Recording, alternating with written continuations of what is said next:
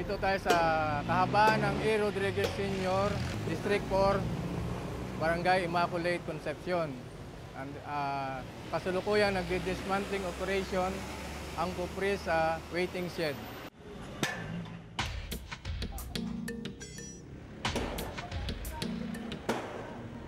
Bawal na ang mga waiting shed at boundary markers sa Quezon City na may mga pangalan at mukha ng politiko. Aalisin ang mga ito batay sa utos ng lokal na pamahalaan ng Quezon City.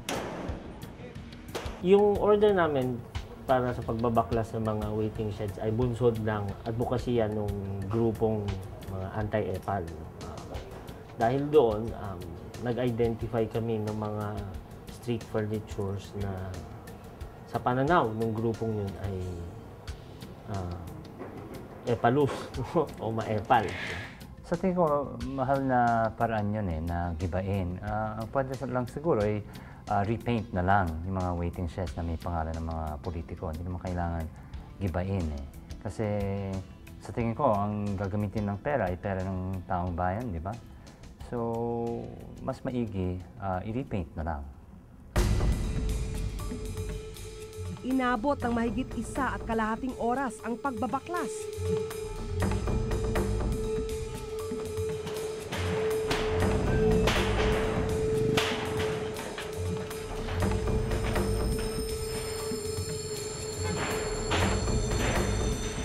Lahat ng matatanggal naming waiting shed ay sinosurrender namin sa opisina ng GSD na impounding nila sa compound din ng City Hall.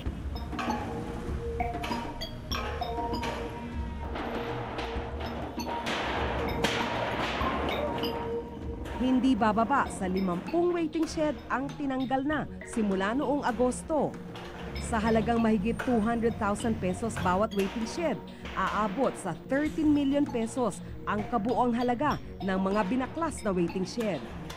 Siguro ito kami nag-umpisa pa sa District 1, District 3, mga siguro may mga kulang-kulang 1,000 to, 1,000 waiting shed. Everyday po ito, pwera lang kung meron kaming mga malalaking demolition na gagawin.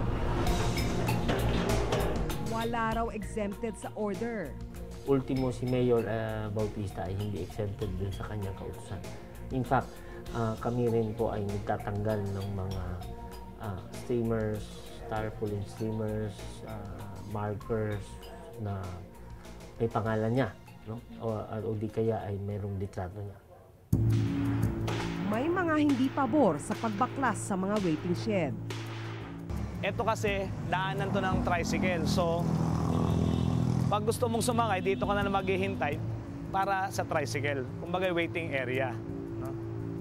Tapos, pag umuulan naman, mahirap kasi from C5, no? Pag inabutan ka ng ulan, walang bubong So, yung mga inabutan ng ulan, pag nagkakataon may ulan, dito sila nag-i-stay. Ayon kay Kapitan Marvin Morales ng Barangay Escopa 1, malaking bagay ang waiting shed, lalo na't hindi bababa sa 50 katao ang nag-aabang ng sasakyan sa lugar araw-araw. Para sa akin, huwag na muna, lalo na't alam naman na talagang kapakipakinabang. Pabor naman daw siya sa pagbabawal ng EPAL projects, pero kailangan daw timbangin kung tamang alisin ang mga waiting shed na ginastosan ng buwis ng mga mamamayan.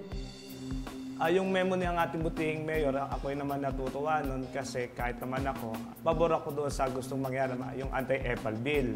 Pabor sa mga pasahero ma'am ito, pag ulan, hindi kami may nasisilungan.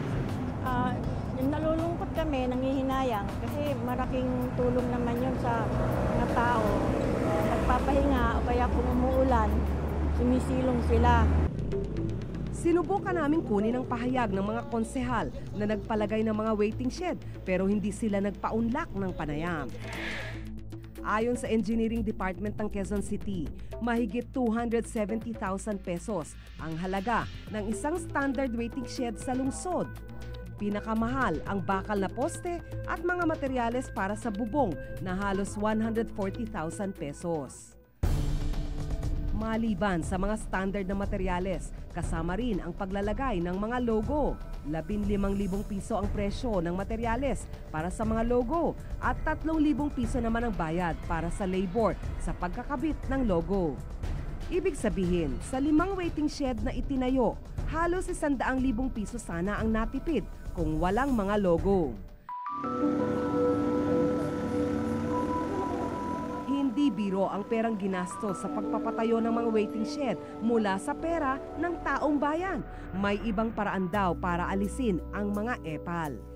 Actually, yung intention maganda, pero merong isang way na mas mapapakinabangan ng tao yon. Pwede naman natin takpan yung mga posters na yan. Pwedeng pinturahan yan, mapaganda. Instead of dismantling that, nakakapanghinayang lang na yung perang ginastosan. Kasi we're sure naman na yung mga tinayong waiting shed naman, hindi naman private money ng mga politiko yan eh. Pera din ng mga taxpayer yan.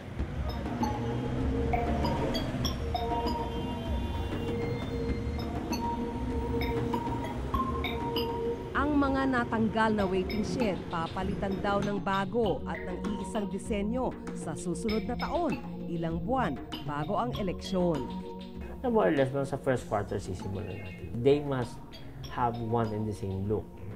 Kumbaga sa street lights, kung yung ating mga street lights pare-pareho ang disenyo, ganun din dapat yung iba pang mga street furniture for purposes of uniformity of look, no?